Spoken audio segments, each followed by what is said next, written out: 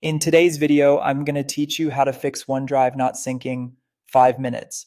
If your files seem stuck, missing, or showing a constant syncing icon, this quick refresh sequence will usually get things moving again without risking your data. Start by opening OneDrive from the taskbar. Look for the cloud icon near the clock. Click it to open the panel, then choose Settings. We're going to gently stop syncing so nothing is mid-transfer when we restart the app. In the Settings area, select Pause Syncing. Pausing gives OneDrive a chance to clear any stuck operations and prevents new ones from starting while we reset.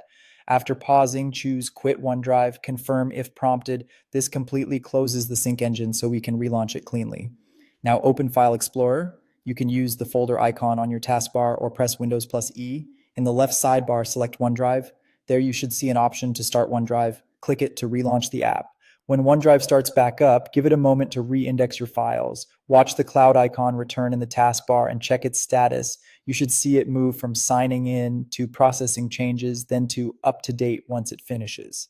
If the issue persists, another reliable method is to update Windows and restart your PC. System updates often include fixes for OneDrive components, so installing the latest updates and rebooting can resolve underlying compatibility glitches.